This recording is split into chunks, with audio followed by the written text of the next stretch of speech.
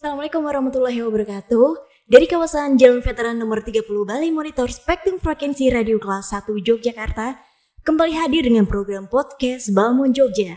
Dan edisi kali ini 26 Oktober 2022 adalah membahas seputar ISO atau International Standard Organization atau yang kita kenal organisasi standar internasional. Nah, ada beberapa versi ISO yang diterapkan di beberapa instansi. Dan untuk di Yogyakarta sendiri sudah menerapkan ISO 9001-2015 yang merupakan standar manajemen mutu. Nah, untuk mengetahui lebih lanjut terkait ISO tersebut, di studio telah hadir narasumber kita. Yang pertama yaitu Bapak Dr. Wiono T. Putro. Selamat sore Bapak. Nah, saya bacakan sedikit nih CV-nya ya.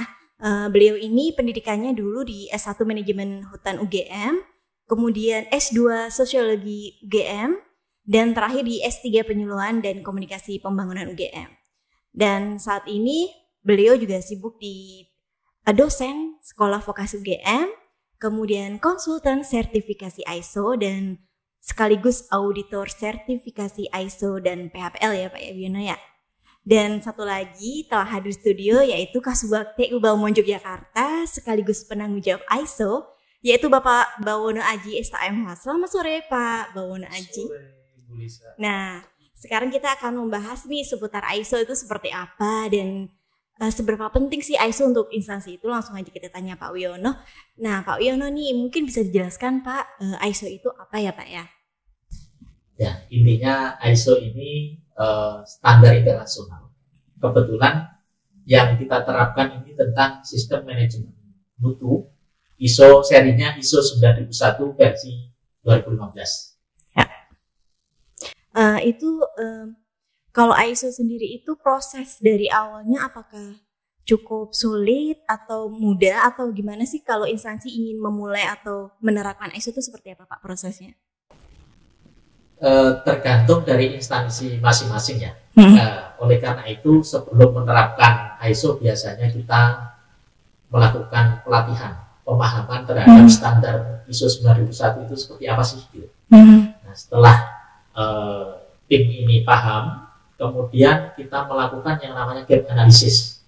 Gap analysis itu standar ISO mintanya apa, kemudian kondisi organisasi atau instansi itu seberapa besar bisa mencapai itu. Nah, dari gap itu ada yang katakanlah gapnya lebar sampai 60%, 70%, ada yang kecil lah. Kalau gapnya kecil, relatif lebih cepat, lebih mudah. Tapi kalau gapnya lebar, berarti upaya kita harus lebih keras lagi untuk menuju ke sana. Jadi tahapnya atau kesulitannya beda-beda antar instansi. Nah, setelah diketahui gapnya, kemudian baru kita membangun sistemnya. Diawali dengan membuat yang namanya kebijakan mutu, membuat sasaran mutu, membuat SOP, dan lain sebagainya, sampai nanti ketika kita sudah dokumen lengkap, kita baru melakukan yang namanya audit internal. Nah, audit internal, setelah audit internal selesai, kita melakukan yang namanya tinjauan manajemen. Setelah itu baru boleh mengajukan ke lembaga sertifikasi. Jadi memang kondisi di setiap instansi kan berbeda-beda ya Pak ya. Nah, cara kita menentukan seri apa yang cocok untuk instansi itu gimana tuh Pak? Nah, seri ISO ini kan banyak sekali ya, yang kebetulan yang diterapkan tentang sistem manajemen mutu 9001. Kemudian ada yang seri tentang lingkungan, sistem manajemen lingkungan, ISO 14001. Ini cocok biasa diterapkan pada instansi-instansi yang atau perusahaan yang menghasilkan limbah atau rumah sakit misalkan yang ada limbah lingkungan. Ada juga ISO tentang 45.000 tentang K3 pada organisasi-organisasi yang punya risiko keselamatan kesehatan yang tinggi ya, yang menerapkan itu. Ada juga ISO 27.000 ini biasanya pada perusahaan-perusahaan IT atau perbankan atau juga perguruan tinggi yang mengelola data-data yang cukup konfidensial misalnya, atau kayak mana itu instansi pemerintah itu biasanya di Dukcapil. Ada juga ya ISO 37.000 yang lagi rame ini terkait dengan anti bribery, anti penyuapan. Oke. Ya, sehingga biasanya menerapkannya biasanya instansi pemerintah, BUMN begitu. Jadi pilihan standar itu tergantung kita mau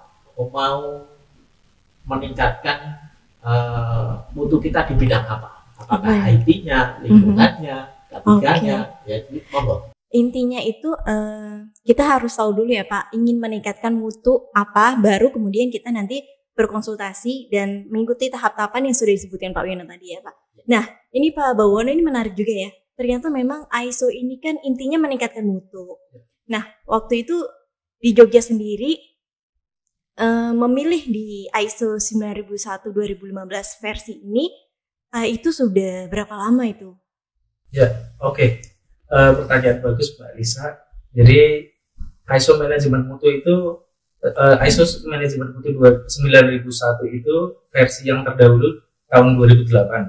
Itu Balmon Jogja juga sudah melakukan pembangunan ISO manajemen mutu itu sejak tahun 2010 dan dilanjutkan sampai dengan yang versi 2015 dan yang terakhir kita sudah renewal untuk ISO manajemen mutu 9001-2015 ini di tahun 2020 yang lalu, yang masa berlakunya sekitar 3 tahun, 2021 sampai dengan 2024. Itu sih Pak. Oh jadi memang Jogja sendiri ibaratnya pengen meningkatkan mutu, salah satunya adalah kita menerapkan ISO manajemen mutu itu ya, karena memang di Jogja kan salah satunya adalah ada pelayanan seperti itu ke masyarakat, seperti itu ya. Terus kemudian kenapa waktu itu harus ISO gitu? Kenapa nggak yang lain gitu kan? Kan ada juga misalnya versi-versi yang lain dan maksudnya kenapa harus mengambil versi ISO ini manajemen mutu itu gitu? Ya, oke Mbak Lisa. Jadi untuk organisasi seperti instansi pemerintahan di Balmon Jogja ini itu yang paling basic itu untuk manajemen mutu untuk dalam organisasi pelayanan internal maupun eksternal.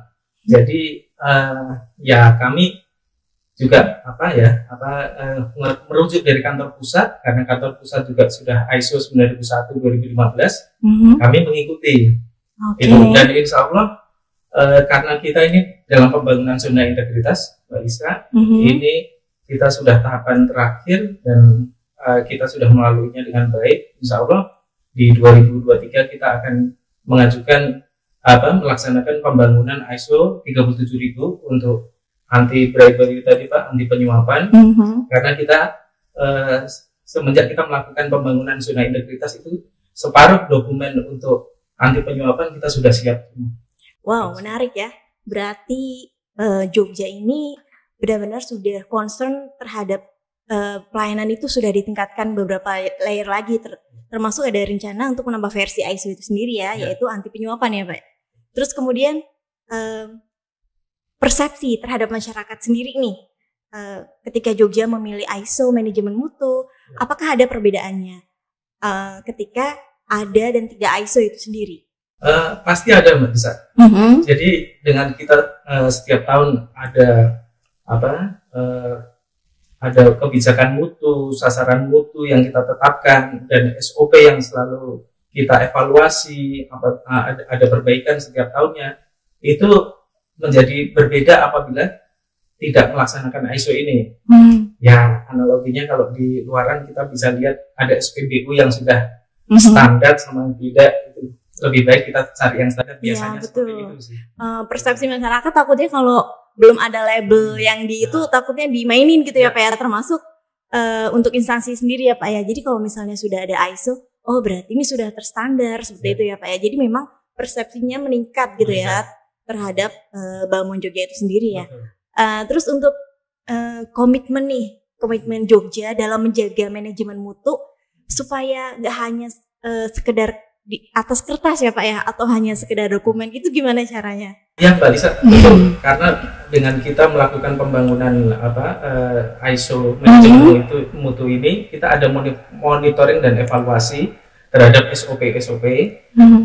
Jadi secara periodik kita ada evaluasinya. Apabila ada miss, kita harus memperbaiki seperti apa, apakah SOP-nya harus diperbaiki, kemudian tindak lanjutnya seperti apa, itu dimonitoring terus.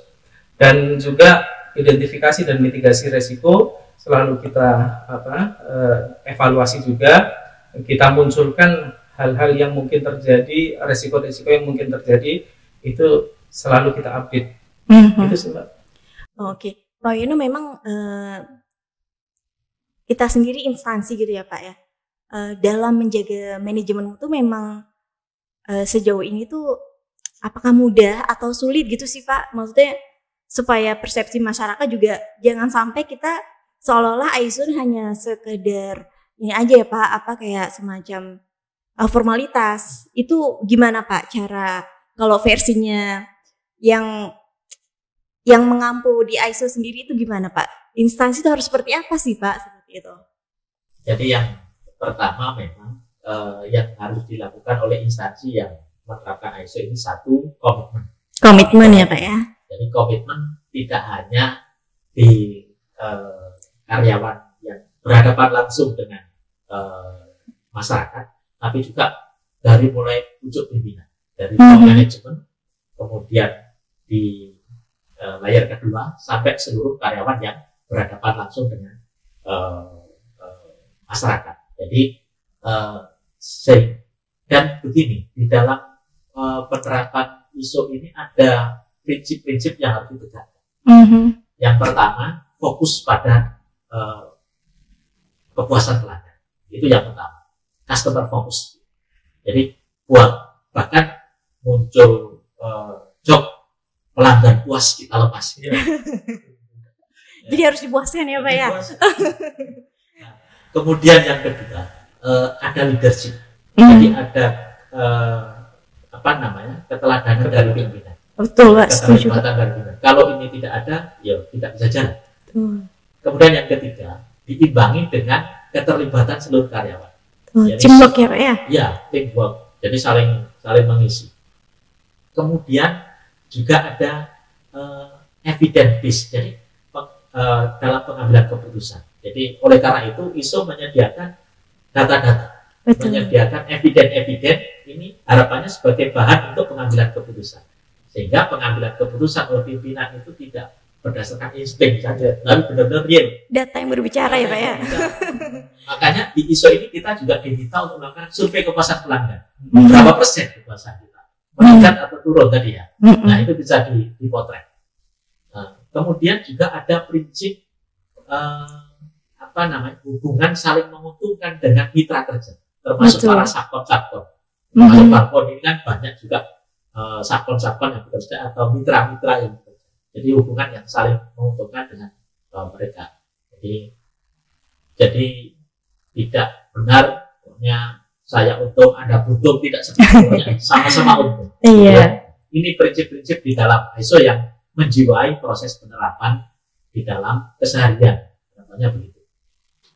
Mungkin ada, sebelum kita akhirin Pak, mungkin ada pesan ataupun kepada instansi yang memang ingin menerapkan ISO sesuai mutu yang diinginkan. Mungkin ada yang pengen disampaikan Pak sebelum kita akhiri acara ini?